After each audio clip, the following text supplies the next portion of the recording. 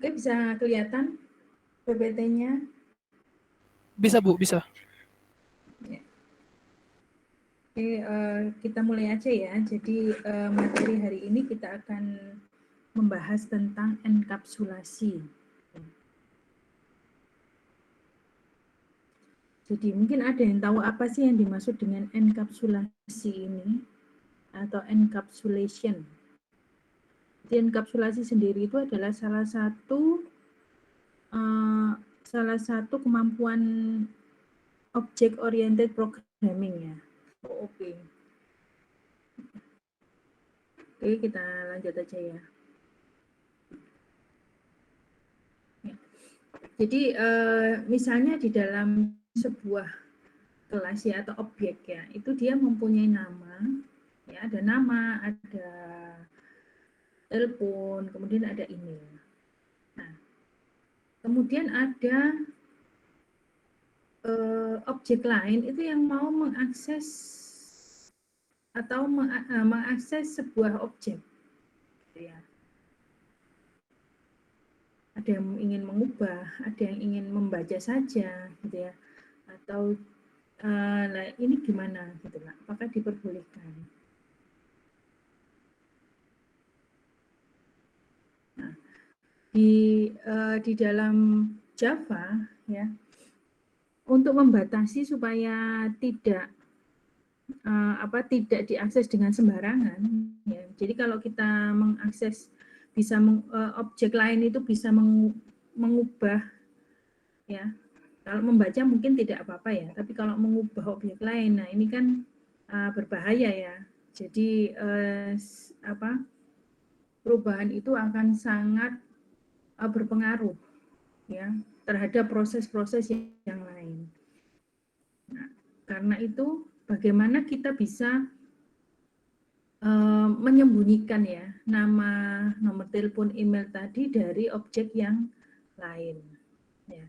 Namun tentu saja masih tetap diberikan ruang ya. Jadi kalau di kalau rumah gitu ya, nah itu jendelanya masih dibuka sedikit ya, supaya yang lain juga tetap bisa mengakses. Nah, terus apa gunanya nanti kalau disembunyikan, tapi kita masih memberi jalan untuk mengakses. Tentu saja tujuannya ya dengan memberi sedikit ya. Itu untuk mengaksesnya ini diperlukan sebuah kunci gitu kan. Nah, kunci ini yang kemudian kita sebut dengan enkapsulasi. Jadi enkapsulasi sendiri ya, ini adalah penyembunyian disembunyikan itu berupa data atau atributnya. Tujuannya adalah untuk melindungi informasi agar tidak dapat diakses secara sembarangan. Ya, jadi supaya objek lain itu tidak dengan mudahnya ya, mengakses secara sembarangan karena itu akan berpengaruh pada status juga pada perilaku dari objek tersebut. Bagaimana kita melindungi data dengan enkapsulasi ini? Misalnya kita punya sebuah kelas ya, D ya, kelas D, di mana kelas D ini terdiri dari 3 atribut yaitu ada day, month, dan year ya. Semuanya mempunyai akses publik karena pakai plus ya. Nah, kemudian kita punya sebuah kelas lain yang membuat sebuah objek dari kelas date ini. Nah, nanti objek yang dibuat itu akan bisa langsung mengakses day, month, dan year dari kelas date. Ya. Kenapa? Karena dia tipenya public. Ya. Caranya dengan memberi titik ini, gitu ya. Misalnya my birthday.day sama dengan 32. My birthday.month sama dengan 13. My birthday.year sama dengan 0. Nah, ini kalau kita mengaksesnya ya, mengakses data secara yang mempunyai akses publik itu bisa langsung seperti ini. Nah, ini yang sangat riskan. Ya, jadi sangat mudah untuk mengubah atribut-atribut yang ada di kelas jika dia diberikan akses publik. Karena itu, ini yang diperlukan untuk enkapsulasi ini. Oke. Nah, implementasinya gimana? Ya, jadi, caranya yang pertama adalah informasi tersebut disembunyikan. Jadi yang dimaksud dengan informasi di sini adalah atribut-atributnya. Jadi demand year-nya ini disembunyikan. Dengan cara gimana? Dengan cara aksesnya diubah menjadi private. Kemudian yang kedua, membuat metode untuk mengakses data. Ya, jadi misalnya ada set D. Jadi set D ini untuk melakukan setting ya, atribut D. Get D itu mengambil ya data dari atribut D atau state ya, istilahnya status. Demikian juga untuk month dan year, ini masing-masing ada set dan get, yang semuanya itu tipenya public. Sehingga nanti kalau mau melakukan setting data atribut dan juga mengambil data atribut itu mampu melalui metode. Jadi aksesnya itu melalui metode ini. Dan yang ketiga, kita bisa tambahkan pengamanan. Jadi misalnya ditambahkan dengan aplikasi data pada saat melakukan setting. Dengan metode set day, set month, dan set year ini dilakukan verifikasi data tersebut. Apakah enkapsulasi itu harus melalui 3 tahap tadi? Tidak harus semua tahap dilakukan. Jika data benar-benar tidak perlu diakses kelas lain, maka cukup disembunyikan saja. Jadi melakukan tahap 1 yaitu menyembunyikan penyembunyian informasi saja. Tahap 1 ya. Kemudian jika data perlu diakses oleh kelas lain, namun dengan aturan khusus, maka kita implementasikan tahap 1 sampai 3. Jika data perlu diakses oleh kelas lain, namun tidak ada aturan khusus untuk akses data itu, maka kita tidak perlu melakukan enkapsulasi. Jadi, kalau semuanya tidak ada aturan khusus untuk akses data tersebut, ya kita bikin atributnya itu publik semua, atau tidak menggunakan enkapsulasi ini. Oke, jadi implementasi enkapsulasi ini adalah dengan memanfaatkan modifier ya, untuk mengatur hak akses terhadap kelas fitur. Suatu fitur dalam kelas minimal harus memiliki satu modifier. Kelas fitur itu apa sih? Fitur kelas itu apa saja? Fitur kelas itu ada kelas itu sendiri, kemudian member atau variabel atau atribut, dan metode dan konstruktor. Jadi semuanya harus diberi modifier.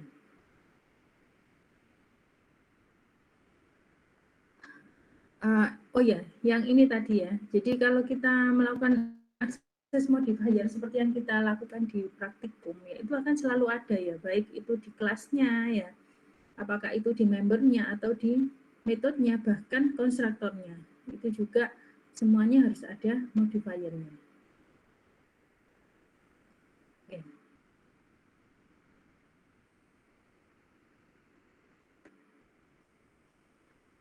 Misalnya kita mempunyai 2 kelas ya, satu mahasiswa dan satunya tes mahasiswa. Kelas tes mahasiswa ini mempunyai akses ke kelas mahasiswa. Artinya bahwa kelas tes mahasiswa tersebut dapat membuat instan atau objek tadi ya dari kelas mahasiswa, kemudian melakukan extend terhadap kelas mahasiswa, dan juga mengakses metode atau variabel yang ada di kelas mahasiswa. Ya. Jadi ini kalau semuanya suatu kelas mengakses kelas lain. Ya, jadi dia bisa membuat instant, bisa melakukan extend, dan juga mengakses metode dan variabelnya. Cara deklarasi ya, seperti yang kita sudah pelajari, pada kelas, atribut dan metode itu pasti depannya diawali dengan modifier. Oke, kemudian kalau kelas, nanti ada kata kunci kelas diikuti identifier. Identifier ini nama kelasnya ya. Atribut juga demikian. Setelah modifiernya ditentukan tipe dari atributnya dan juga identifiernya. Nah, demikian juga dengan metodenya. Modifier diikuti return type dan identifier kemudian diikuti dengan argumen. Oke. Nah, ada beberapa ada beberapa modifier ya di sini yang digunakan. Yang pertama adalah private.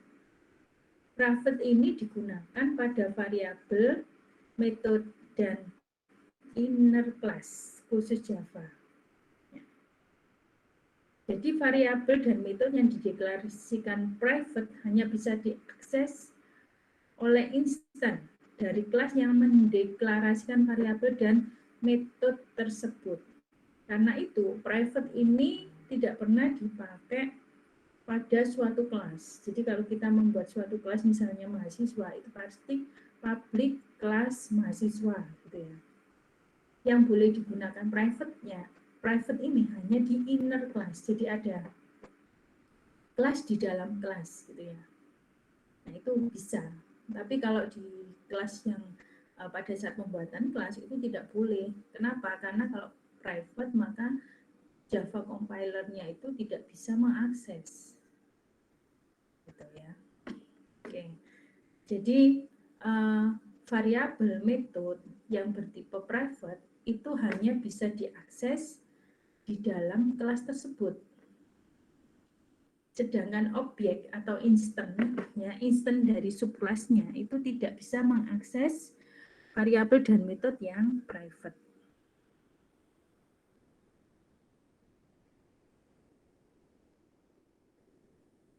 Oke, sekarang kita lihat beberapa hak modifier, hak akses modifier.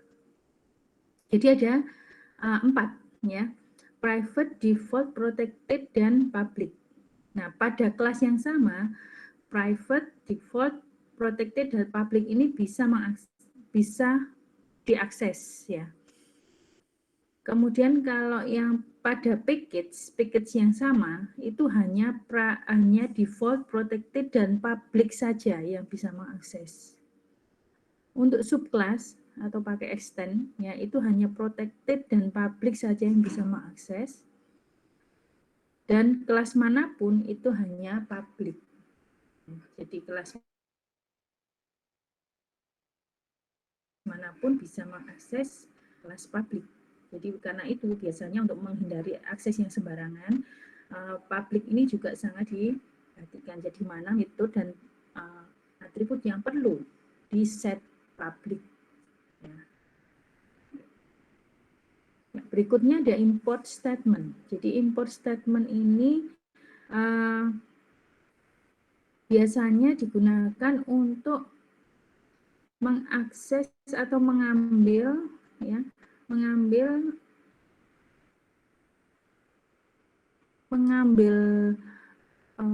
kelas ya, kelas dari package lain, package dan sub package lain. Jadi basicnya itu ya, import diikuti nama package, diikuti titik sub package dan diikuti titik class name.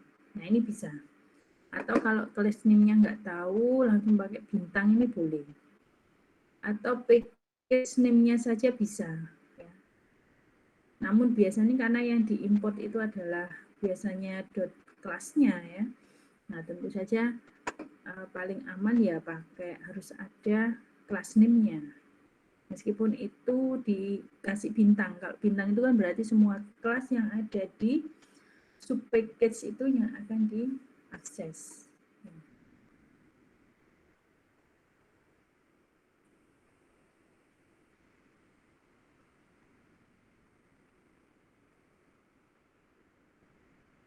Oke, nah ini adalah direktori layout dan package ya. Jadi bisa digambarkan seperti ini ya.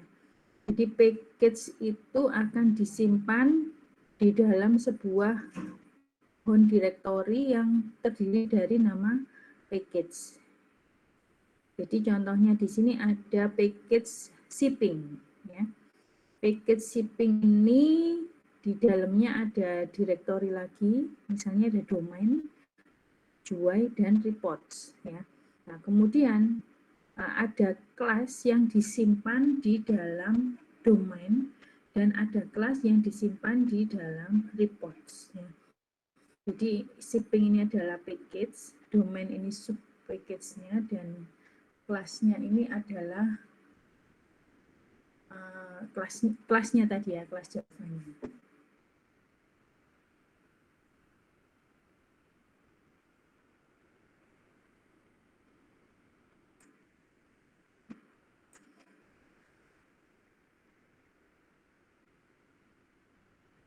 Oke, kemudian untuk bagaimana kita kalau kita ingin menjalankan ya, misalnya kita berada di ini ya, Java Project, kemudian direktori Bank BRC, SRC, Bank Domain, berarti ada di domain ini. Nah, maaf. Bank BRC, SRC, Banking Domain. Nah, ini di sini ya. Nah, kemudian saya mau mengakses ya yang ada di Banking Domain ini. Yang di bawahnya. Kelas Banking Domain. .java di situ. Mau mengakses Java-nya ya. Tinggal kita kasih main D. Jadi main D ini untuk mengambil direktori yang mungkin berbeda. Ya, jadi titik 2 ini relatif ke atas ya. Jadi kalau semuanya dari domain itu ke atasnya itu adalah banking domain ya. Ke atasnya dia berarti masuknya di ini harusnya di PRC nih, Bank PRC ya. Kemudian kelas banking domain. Ya, yang diakses adalah .java. Jadi caranya menggunakan MIND.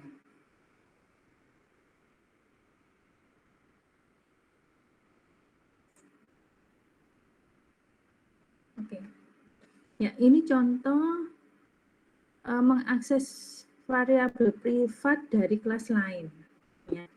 Nah, di sini ada variabel privat di kelas kompleks ya, yaitu ada real dan imaginary. Kemudian public complex ini adalah konstruktor. Ya. Kemudian public complex add ini untuk menambah. Ya. Nah, di sini diberi argumen kompleks C. Ya. Jadi caranya adalah dengan realnya. Nah, kalau di kelas yang sama, kompleks, modifier private ini bisa langsung diakses. Jadi real di sini itu mengakses langsung identifier dari variabel kompleks ya, real ini. Plus c dot real berarti c yang di argumen. Koma. Ya, oh iya, ini return new. Return new berarti dia membuat sebuah instant ya, atau objek baru. Seperti ini. Jadi kalau semuanya yang private bisa langsung ditulis. Kalau yang di argumen bisa pakai titik c.real misalnya ya, atau c.imaginary. Nah, kalau yang imaginary saja itu berarti dia mengakses variabel dari kelas kompleks atau kelasnya sendiri. Nah, kemudian berikutnya ada klien ya. Kelas klien di sini membuat objek ya dari kelas kompleks yaitu C1, C2 ya dan C3. Nah, kemudian yang C1 ini menggunakan konstruktor pakai new ya, new kompleks 1,2. Realnya 1, imaginarnya 2. Nah, kemudian yang C2 juga sama. Realnya 3, dan imajinernya 4. Nah, kemudian C3 ini menggunakan add C2. Jadi yang dilewatkan adalah C2.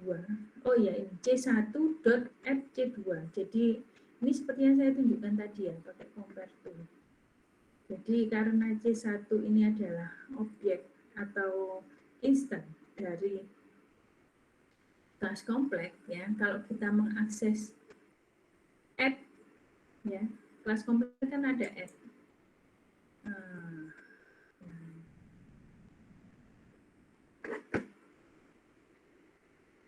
Oke, jadi langsung C1.add. Add ini bisa diakses, kenapa? Karena dia public. Ya, kemudian dalam kurung C2. Jadi C2 itu nanti akan dilewatkan ke C ini. Argumen C dari add. Ya, dari metode add. Ya. Nah, kemudian kalau kemudian saya mengakses D sama dengan C3 real. Nah, ini enggak bisa. Kenapa? Karena real ini private. Ya, jadi C3 ini dia dibuat dari new complex ya, jadi instan dari kelas kompleks. Dan kalau kita langsung mengakses yang private itu tidak boleh.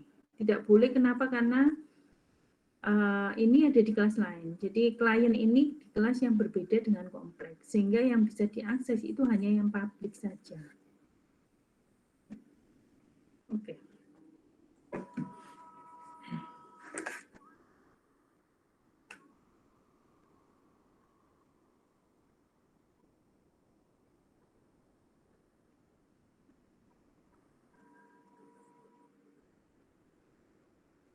Oke, berikutnya mengakses private variable dari subclass. Subclass ini adalah konsep pewarisan ya, menggunakan extend. Ya, jadi ada subkompleks ya, kelas subkompleks di mana subkompleks ini adalah subkelas dari kompleks. Ya.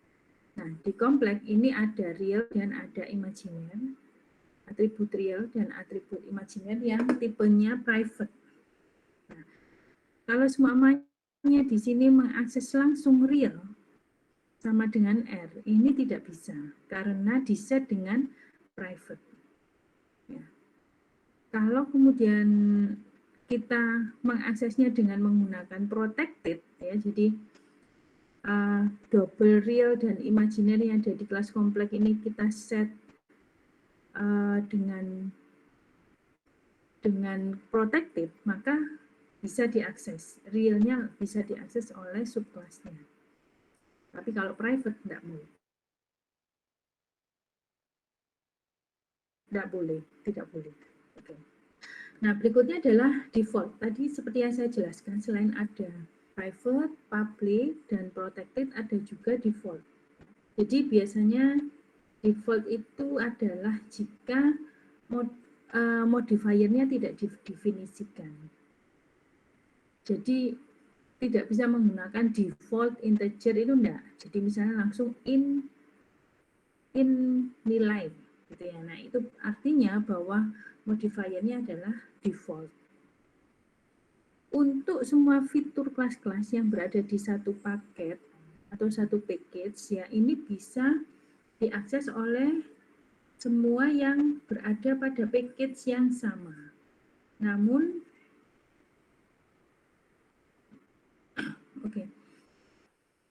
Namun kalau di luar package ya, ini melakukan subclass ya dari suatu kelas ya, maka subclass tersebut tidak bisa mengakses tur dari superkelasnya. Jadi itu kalau menggunakan default. Jadi default itu hanya bisa diakses pada kelas yang berada pada package yang sama. Oke, jadi kalau semuanya ada kelas yang berada di satu package, nah ini saja yang bisa mengakses ya, atribut yang tipenya default. Ya, misalnya ada kelas yang merupakan turunan atau subkelas dari suatu kelas lain yang berada di package yang di luarnya, ini tidak bisa diakses akses untuk default atributnya. Nah, ini contoh default atribut ya. Jadi nih metode. Ini pertama package sporting goods ya. Nah, kemudian ada kelas key. Void apply works. Nah, ini adalah tipe default karena tidak ada modifier untuk metode apply works. Ya. Oke, kemudian pada sporting goods, package sporting goods yang sama itu ada kelas downhill. Downhill sky yang merupakan extend dari sky. Nah, kemudian di sini juga ada void tune up. Nah, ini juga default. Nah, kalau semuanya kita mau mengakses apply works ya. Nah, ini dimungkinkan. Karena dia berada di package yang sama.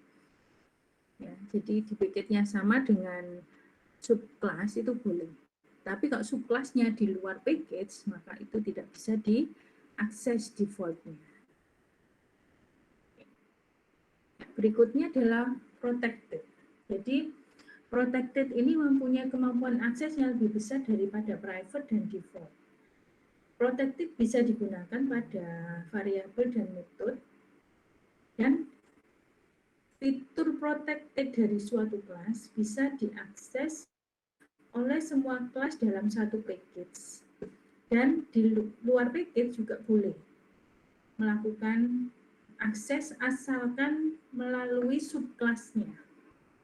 Ya, jadi sebenarnya di luar package tidak boleh diakses protected ini kecuali yang merupakan subkelas dari kelas yang berada di package yang sama. Jadi ini contoh protected ya. Misalnya ada package different package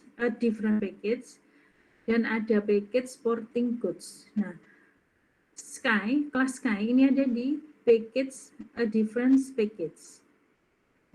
Kemudian dia memberikan modifier protected untuk apply works. Oke. Nah, kelas downhill ya, ini subclass dari Sky. Sky ada di a different package. Nah, kalau semuanya mau mengakses Sky yang ada di package yang berbeda, nah ini harus pakai impor ya. Karena itu kemarin kan sebelumnya pernah saya jelaskan bahwa urutan dari mengakses atau menuliskan di Java itu pertama harus sebutkan package-nya dulu, kemudian yang kedua impor, baru yang ketiga kelasnya. Nah, yang downhills ini adalah subclass dari Sky, tapi dia berada di package yang berbeda. Kemudian ada tune up ya, metode tune up yang mengakses apply works. Ini dibolehkan. Kenapa? Karena dia tipenya protected. Kalau tipenya default nggak bisa. Ya, tadi kan gitu. Jadi protected ini lebih luas daripada private dan default. Ya, jadi seperti yang saya sumari dari akses mode di sini. Ya. Oh ya, public tidak dijelaskan karena public bisa diakses oleh sembarang kelas ya. Oke. Nah, ada jadi pertama tadi public ya. Jadi public itu bisa diakses oleh semua kelas. Fiturnya bisa diakses oleh semua kelas, baik itu variabel atau metode. Protected ya, itu adalah fitur yang hanya bisa diakses oleh subkelas dari kelas suatu kelas ya, atau subkelas yang berada di package berbeda. Nah, itu bisa untuk protected ya. Yang default itu bisa diakses oleh kelas pada package yang sama, namun tidak bisa diakses oleh subclass yang berada di package yang berbeda. Nah, kalau yang private itu hanya bisa diakses oleh kelas kelas yang sama. Ini sebenarnya untuk akses, mode akses. Ya. Kemudian ini berhubungan dengan visibility. Jadi mode akses ini berhubungan dengan visibility. Jadi maksudnya bisa lihat enggak gitu ya. Bisa visible enggak ya. Untuk yang kelas yang sama ya, public, protected, default, private ini bisa diakses. Untuk kelas yang berada pada paket yang sama, itu bisa diakses oleh public, protected, dan default, tapi tidak bisa untuk private. Untuk sembarang kelas di luar package, yang bisa mengakses hanya public saja. Ya. Untuk subclass pada package yang sama, hanya bisa diakses oleh public, protected, dan default. Sedangkan subclass yang di luar package-nya sama hanya bisa diakses oleh public dan protected.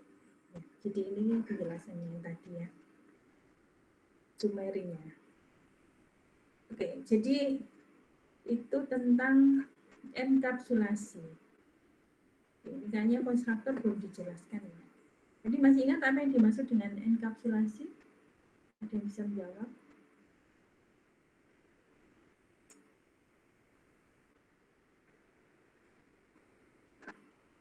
Apa tadi enkapsulasi?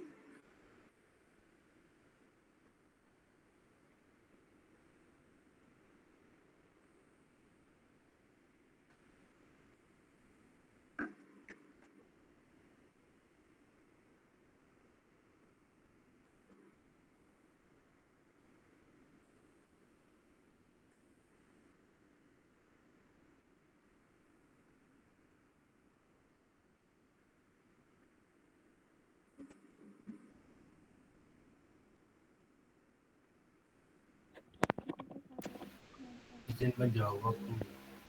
Ya, silahkan. Nafis. Nafis tadi. Ya, Bu. Kalau yang dari sumber yang saya baca, enkapsulasi itu metode untuk mengatur struktur di kelas, Bu. Dan tujuannya ya itu tadi, itu nyembunyi informasi dari metode sama properti, Bu. Apa tadi? Ya, halo. Apa tadi, Nafis? Yang pertama tadi? Enkapsulasi itu metode untuk mengatur struktur di kelas. Iya. Oke. Dan tujuannya dari enkapsulasi sendiri itu buat nyembunyiin data, Bu. Saya menyembunyiin informasi dari metode atau properti, Bu. Ya, oke. Jadi sebenarnya bukan struktur ya, jadi mengatur mode akses gitu ya dari suatu kelas. Tujuannya adalah menyembunyikan informasi dengan memberikan akses yang terbatas, gitu. Batasan akses. Ya, jadi caranya tadi kan kalau semuanya memang itu tidak perlu diakses oleh kelas lain, maka kita cukup menggunakan private. Ya, kalau suatu fitur misalnya ada atribut ya, nah itu tidak perlu diakses oleh kelas lain, kita bisa pakai private. Namun kalau semuanya memang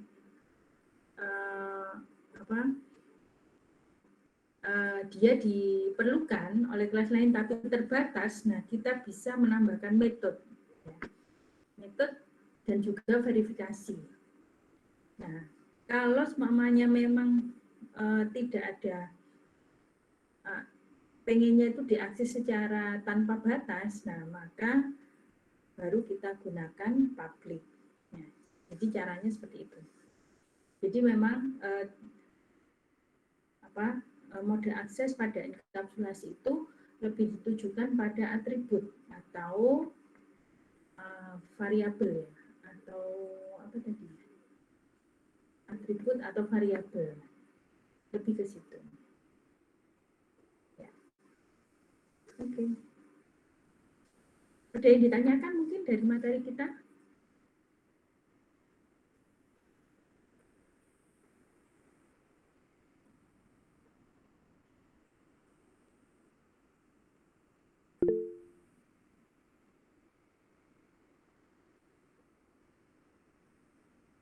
Oke, jadi sebenarnya antara pembuatan kelas dan enkapsulasi yang kita pelajari hari ini, ya itu masih ada hubungannya ya. Ada hubungannya. Contohnya yang kita buat tadi ya, length, width, height, ya itu kan diakses publik ya. Kalau kalian lihat ya dari soal yang ini tadi, saya share screen aja ya.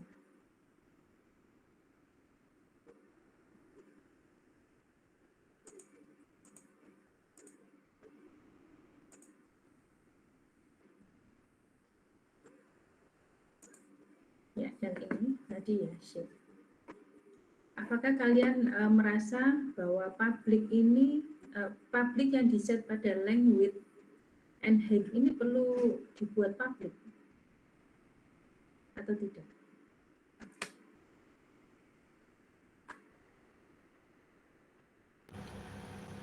Izin menjawab, Bu. Ya, silakan. Itu mungkin tidak hanya modifier default saja sudah cukup menurut saya. Pakai default. Ya. Kalau ingin terbatas lagi pakai private. Kalau kita tidak membuat kita tidak memperhitungkan package ya. Tapi memang kan untuk program yang besar itu biasanya memang digunakan package ya. Tujuannya adalah untuk membuat struktur kelasnya itu lebih terstruktur gitu ya, lebih efektif. Nah, itu biasanya menggunakan package. Betul ya. Jadi siapa yang buat jawab tadi ya? Saya, Bu. Muhammad Subhan. Muhammad Subhan. Iya. Oke. Ya. Jadi memang sebenarnya kalau kita lihat di sini length, width, height, dan volume itu tidak perlu diakses secara publik. Ya. Karena memang pada saat kita membentuk kelasnya di sini, ya itu tidak ada yang mengakses langsung length, width, height-nya. Tidak perlu mengakses langsung length, width dan height-nya, ya karena di sini hanya mengambil volume saja. Nah, untuk ambil volumenya bisa langsung menggunakan get volume, misalnya seperti itu. Jadi kalau aksesnya terbatas, ya maka kita cukup menggunakan akses pada metodenya, akses publik pada metodenya. Oke. Ada lagi?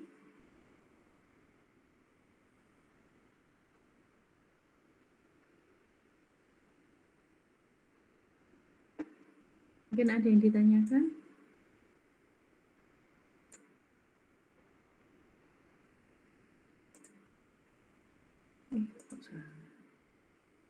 Jadi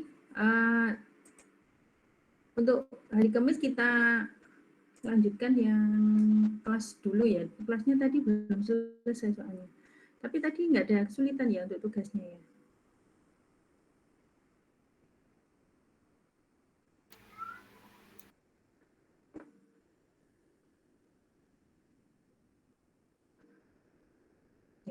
Oke, kalau gitu untuk hari ini materinya kita, untuk materi hari ini kita akhiri dulu ya. Ketemu lagi hari Kamis. Ya. Saya akhiri dulu. Wassalamualaikum warahmatullahi wabarakatuh. Waalaikumsalam. Waalaikumsalam warahmatullahi wabarakatuh. Terima kasih, Bu. Ya, sama-sama.